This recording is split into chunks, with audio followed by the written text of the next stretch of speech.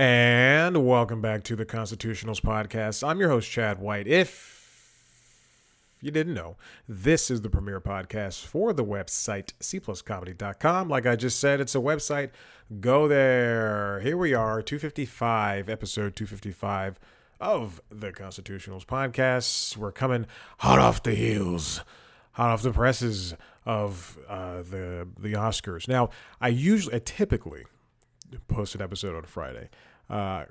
Quite frankly, I went to go see Cocaine Bear in the middle of the day, and I got back, and it was a hectic ride back on my bicycle, and I just wanted to sit down.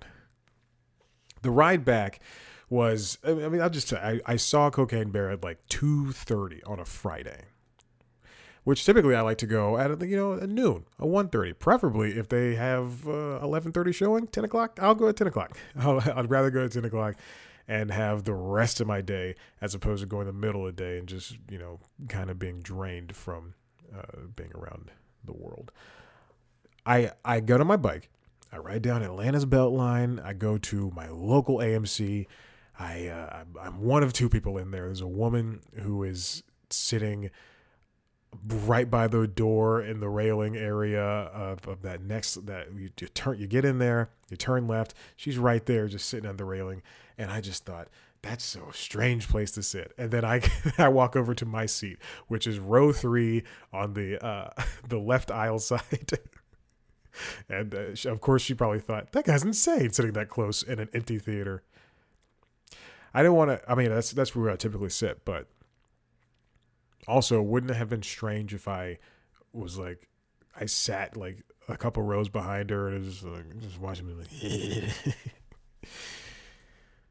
So I go see this movie. I enjoy my time at the movie. Also, there were 30 minutes of trailers. Usually there's 20 to 22, and I timed it perfectly to get there right when that last trailer was ending, would have been exactly 22 minutes.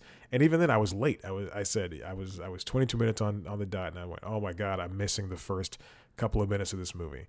I get in there, the trailer ends. It's for Good Boy, the Will Ferrell, Jamie Foxx, they're dogs that curse, I think. And it's live action from the director of Good Boy. Wait, what is that movie called? I don't know. The dog wants to bite the guy's penis off. Anyway, and they're foul mouthed. And I sit down and I go, okay, great, it's the end of the trailer. And then another trailer plays. And then another trailer plays. And I'm like, what in the world is going on? Anyway, then the movie starts. Enjoy my movie. It's 4:20-ish, 4 o'clock, 4:20, almost 4:30, when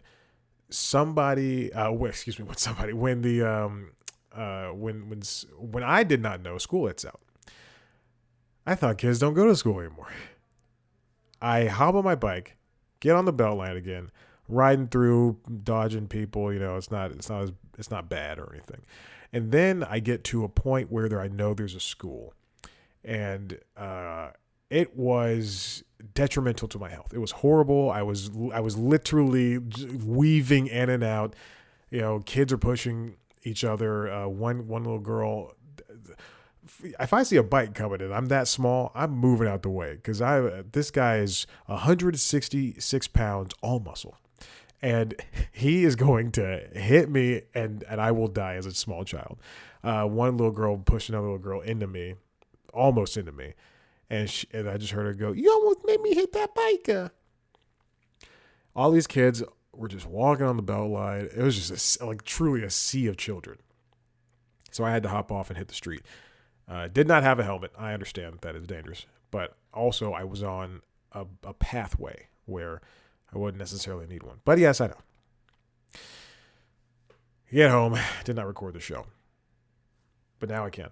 I did not even start the timer for this 5 minutes in. Hey, let's talk about actually, you know what? Let's do this first. Let's do the small stuff first. Then we'll get to the Oscars in a second. Paramount last week mentioned that it was kind of interested in selling off part of its stake of BET, and that's their first story. That's where we find our hapless hero. This comes from a Hollywood Reporter, written by Alex Weprin. Tyler Perry, Byron Allen, BET majority stake as Paramount explores sale. Paramount is trying to whittle down the things that it does not need so that it can really focus on Paramount Plus as its streamer, as well as the networks that it wants to support.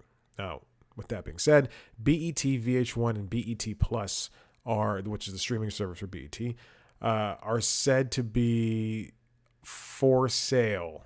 Now, it does not mean that Paramount is going to get rid of them. It just means that they don't want to have the financial responsibility of having to put shows on them or any of, they just want less of a stake. Sources say that Tyler Perry's one of them, one of the people that's interested in purchasing BET. They caution that both discussions around the sale are still in early talks, and there's no guarantee of transaction taking place. There's other parties, including Byron Allen, who owns the Weather Channel, as well as the Grio, which is a platform I wrote for once, or I shot video for twice, rather. And did I get paid? I did. How soon after did I get paid? How soon after the publishing of those videos did I get paid? If you would say a month and change, you'd be correct. And then I shot video for them, and I pitched like 2 stories, and then we did them. But I did the thing, and I spent all this time in Kennesaw, at Kennesaw State. It was a story about racism at the school, and I interviewed like this one guy, and I interviewed so many people who also did not want to talk to me. And I did all this work. It took me a whole day. And also, if you don't know, Kennesaw is 40 minutes away from the city on a good day with traffic. On a good day with no traffic, not a lot of traffic. And I sent in the video within like a day. It's like 11 minutes long, which is too long for a story. Yeah, I get that. But I send it in, and then the editor has the audacity to go, "Hey, can you come back there and get some more interviews?" And I'm like, I put like maybe 5 or 6 interviews in there. He's like, "It's too long, and also can you get more interviews?" And I went, "Excuse me, I do not have I specifically meant I do not have the means to get back up there because it costs so much, and I had no job with the exception of like walking dogs and that." Oh man, it was bad. And then I cut it down, and then they just, I don't even know if they uploaded it, truly. But I know it's on my channel, youtube.com/Chad C. White, I think. I don't know if that's the thing or not. BET didn't really fit in with Paramount's portfolio. And to some extent, MTV doesn't. I understand why they want to not get rid of it. I want to understand why they want to invest less in it. But for one, it just never really fit in. BET Plus, for example, counts Perry as an investor, while BET Studios counts Kenya Barris and Rashida Jones as stakeholders. Those deals would complicate any effort to merge BET Plus or BET Studios into Paramount Plus or one of the company's other divisions. Such a deal, if it happens, would give Paramount cash as it continues to build out its main streaming offering, Paramount Plus, and as it reviews its holdings and figures out how to piece things together in strategy moving forward. Now, I think the better idea, so my first idea for this, as soon as I saw the headline that Paramount was interested in not having a huge stake in BET, was give it to Tyler Perry. He's the one who is providing, I think, most of the programming on BET Plus. And then my second idea was for give it to Tyler Perry and Byron Allen. Do not give it to Byron Allen by himself. I believe that as much as the Weather Channel is probably the most relied on weather service not on the planet, but I'll just say on the planet. I'll be hyperbolistic for a second. As much as it is like super reliable and it's a big name brand thing, his other streaming and television aspirations aren't. Byron Allen has like comedy.tv, which I just looked up on its website, and it's got 4 TV shows. All of them were let me just go back to it because this is going to be ridiculous. Comedy.tv. If you go to the website, it's a poorly made website. I can make something better. And I will say that to his face. But he also has Comics Unleashed, which is a show that's been around for a very long time. That is comedians talking and doing stand-up and also talking to Byron Allen, I guess. And then there's Funny You Should Ask, which is a game show, I think. I don't know. Which has contestants like Howie Mandel and Tiffany Haddish and Anthony Anderson, which I assume this show is canceled. And then there's shows like Mr. Box Office, which has John Lovitz in a starring role, as well as Tim Meadows, a show I did not even know existed. Turns out it's been on. It was only on for 2 seasons. It looked so cheaply made. I don't know why anybody would have this on their IMDb page. And then it just looks so poor, and it aired in like the 2010s. And then there's The First Family, starring Christopher B. Duncan from the Jamie Foxx Show, and John Witherspoon and Layla Crawford. It's just how do they pay these people? In peanuts? And then he's got like HBCU Go, which is a historical Black college university streaming service. So I think Tyler Perry has more. He can put all of his Medea movies on there and all the TV shows he's done. It would make much more sense if Tyler was in charge of this. So don't give it to Byron. Like, if anything, and I don't think Byron can afford it. Let's move on. Stream on. This comes from Spotify, newsroom.spotify.com/stream-on-2023. They had their I guess this is a yearly event. I don't know. They had an event last week that showcased all of the things that are supposed to be coming for the year. Spotify did.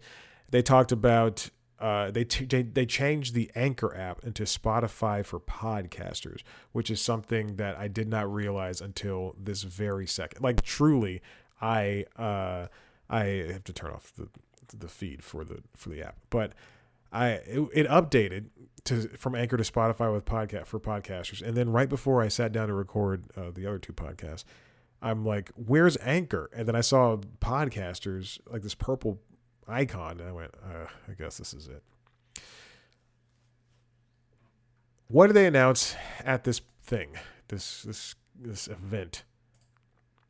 They announced that Hassan Minhaj is going to be the returning as the Riddler in his own podcast series. Apparently, he was on a Batman podcast series for Spotify. What else is going on? Markiplier's got a podcast, and they're doing video podcasts there. Markiplier's from YouTube. And then same thing for Forbidden Fruits and the comments section, which I can only assume are... Never mind, I'm not going to make a joke. It was going to be rude. Spotify's got more opportunities for... It was just going to be... No, I'm not going to talk about it. Anyway. They talk about more opportunities and features for creators during the Stream On event. So they've got previews for music, podcasts, and audiobooks, as well as... Can you tell how bored I am if you're watching the video? By reading this incomprehensible press release. New feeds for discovery on search.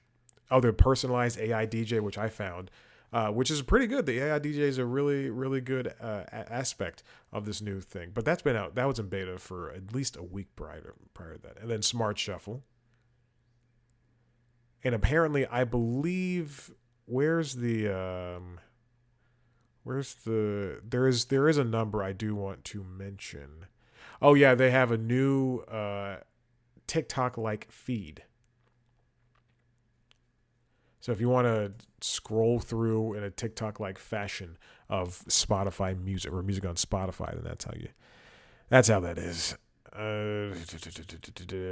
Announcing new expanded Spotify originals and exclusives. This is the better link. I don't know why this press release wasn't here in the first place. All right, this one press release has everything, so that's good. Okay. So there's a new way they have a new way to scroll through TikTok or excuse me, scroll through Spotify in a TikTok-like fashion, which I'm not truly a fan of. But that's what we have to deal with. Spotify is continuing to reinvent the wheel for streaming. Unfortunately, it's still convoluted because they want Spotify to be the one-stop shop for all audio.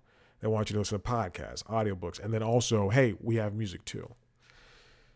Which is just you're bogging down your app.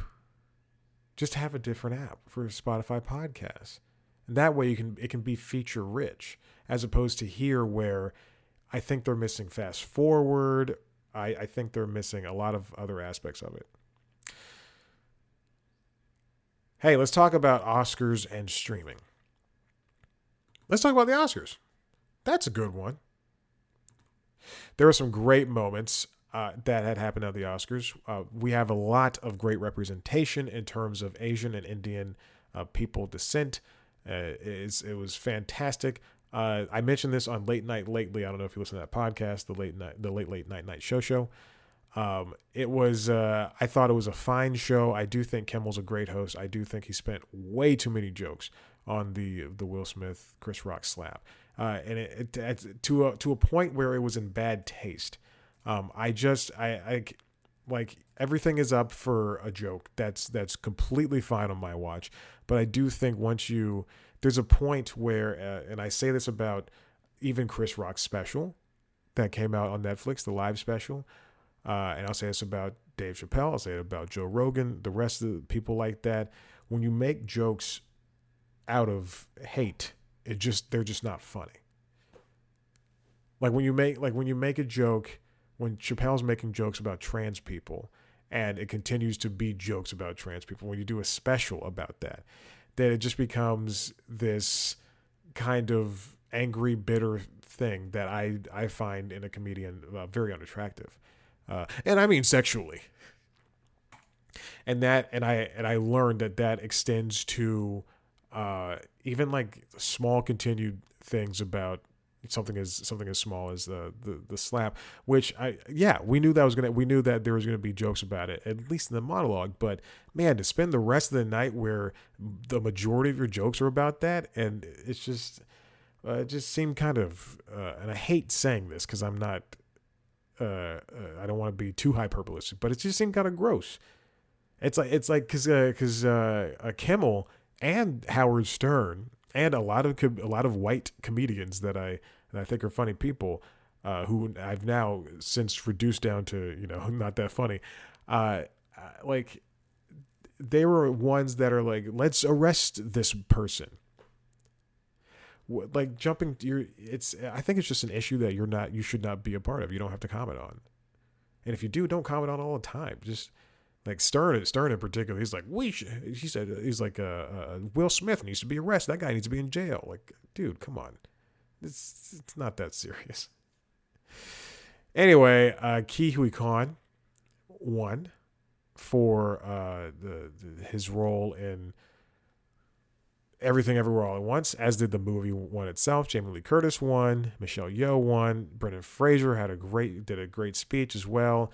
I'm told Sarah Polley won for Women Talking, but it is a speech that I think I'd turn the channel on. Lady Gaga, Rihanna, they both had great performances. I really like Lady Gaga's performance, which is just a stripped down set. She can sing in anything. I think she and Rihanna are both beautiful women. Saw A$AP Rocky drinking a champagne. What else? This is one thing that I despised about the entire event. I understand that a network is going to do some tie-in stuff to if you have the Super Bowl, if you have the Oscars, you have the Emmys, you have the Golden Globes, whatever you're gonna do, or Tonys, you're gonna do a tie-in thing. This is something that I think was disrespectful to the Academy, more so than that slap, more so than the South Park creators showing up high or whatever. Was that the Oscars? I don't know.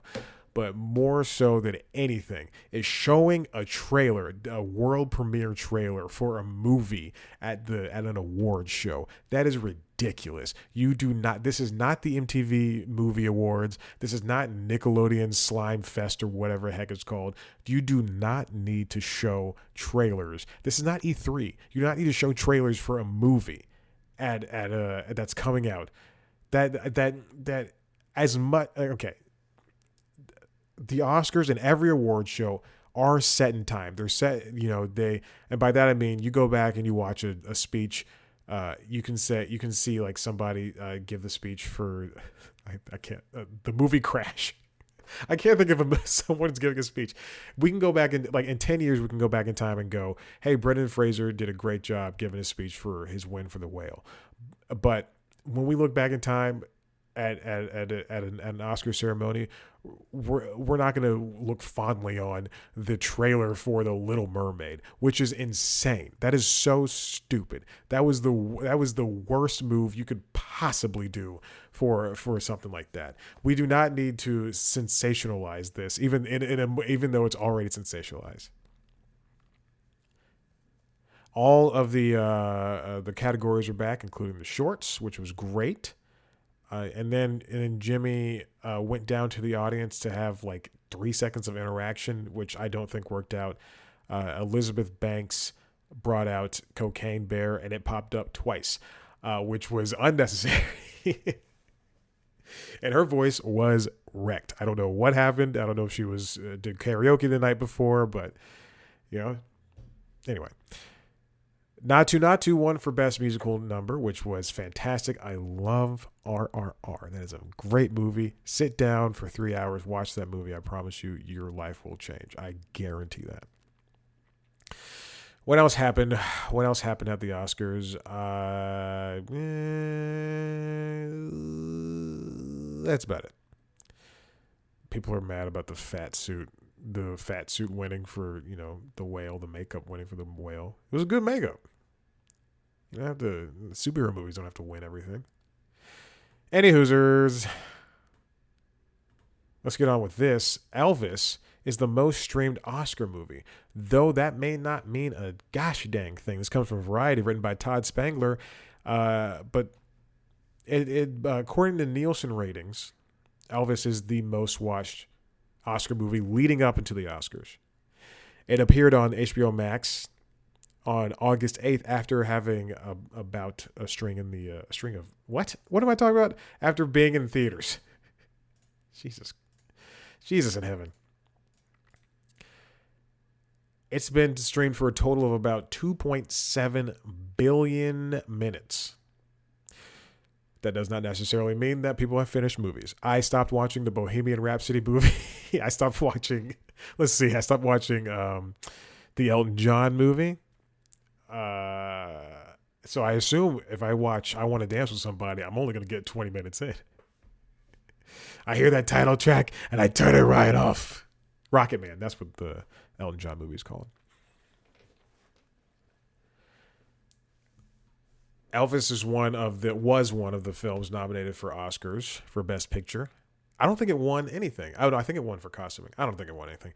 Anyway, Nielsen streaming content ratings do not include Paramount Plus, which added Top Gun Maverick on December 22nd.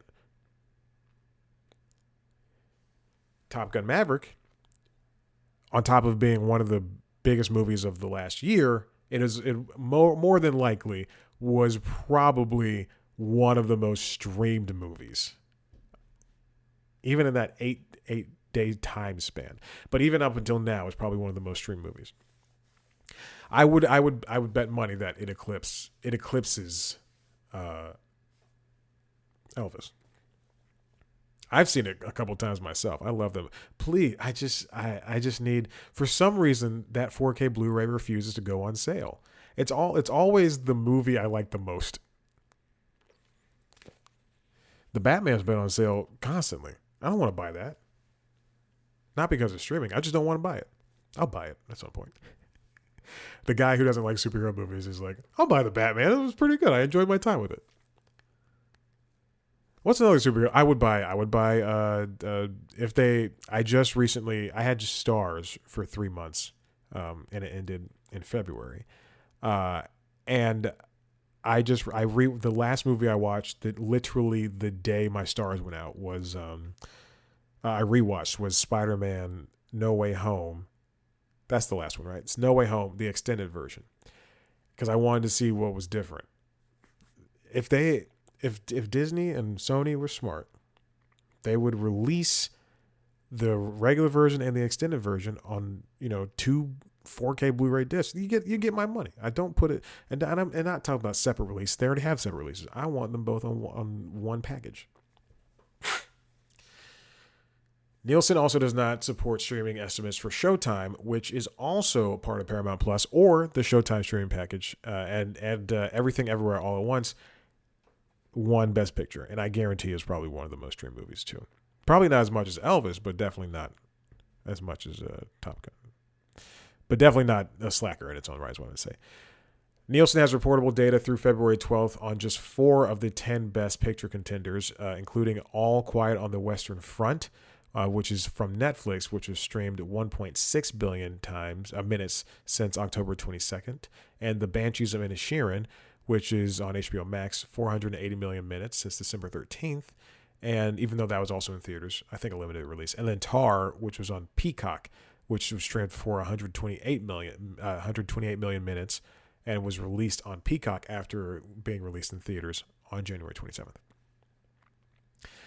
3 movies, The Fabelmans, Triangle of Sadness, and Women Talking, are available for rental or purchase, but not on SVOD. That is not true. I believe Triangle of Sadness is now officially on Hulu, because it is on my list, because there are people of color in it, and I can watch it. And Fabelmans is now on HBO Max.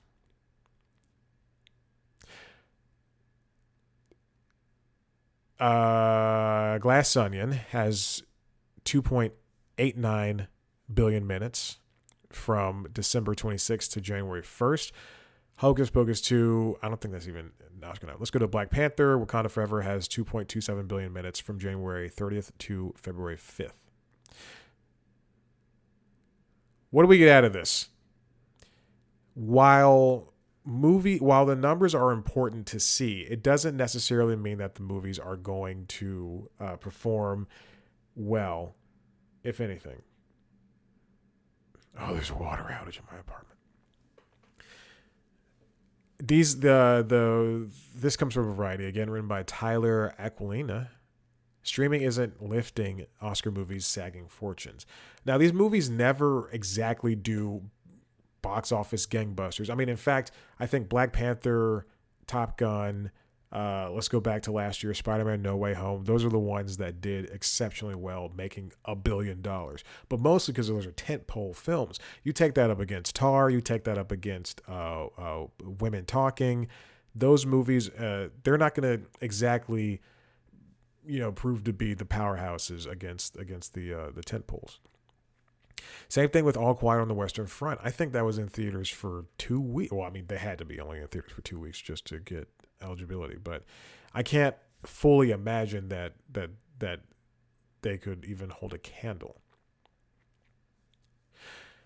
Though, and I think we're still at a point, even in streaming, that in order to get a movie to to be watched, it's going to have to be through word of mouth. If people are going to have to go either A, want to see this cast do their work, or B, just continue hearing word of mouth. Everything Everywhere All at Once is a great example. That's a movie that stayed in theaters for as long as possible and didn't hit streaming until later in its life cycle. I mean, I think I bought it on Blu-ray before it hit Showtime streaming rather. 4K Blu-ray, by the way. We don't spend money on regular Blu-rays anymore, unless that's the only format. I think I was looking at Reno 911, the movie. I have the original. I have the first edit they did, not the theatrical edit, but the unrated version that came out. I need to get the other one, and that's also on DVD as is the first one. So that's the only, and that's never going to go to Blu-ray. I don't think it'll ever have to go to Blu-ray. And I love Reno 911, but it's not going to go to Blu-ray. I'm also watching some of the new show on Roku. I do not have a Roku, so I have to download the app. The app is not on Android. I have to download the app. The app is not on LG TV. I have to download the app. It's not on Chromecast with Google TV. I have to download it on my iPad. And then I have to screen mirror it to the LG, which is ridiculous. And then I can't even use the iPad for the 30 minutes. Which, yeah, watch the show, blah, blah, blah. But still, it's stupid. Roku, put your app everywhere.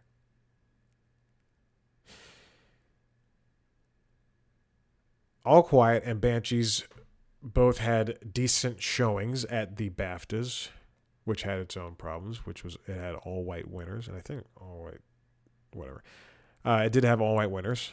Everything Everywhere All at Once did earn a lot of money for what it was worth at the box office, and won most of its SAG awards.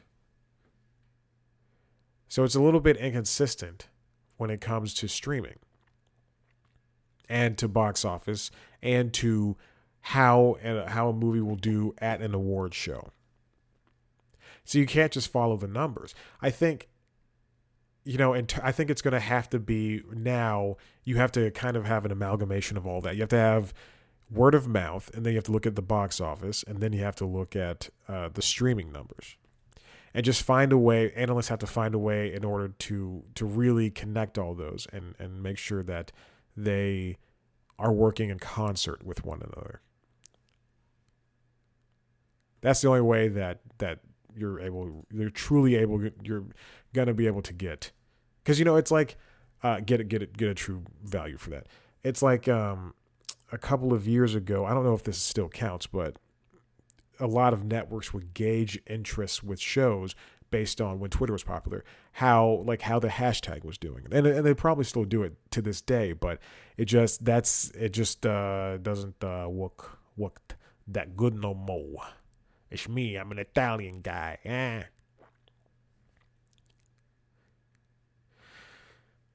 Okay, that's it. That's all I got. Listen, if you like what you heard here, head on over to cpluscomedy.com, where you can listen to our other podcasts. Late Night Lately, the Late Night Show, which is a late night show where I recount what happens in late night for the week. Best things in late night, as well as LinkedIn Logs, which is a show where I try to become the best LinkedIn influencer, as well as now Side Quest, the #1 OnlyFan. Or the only fan. The only fan. 2 words.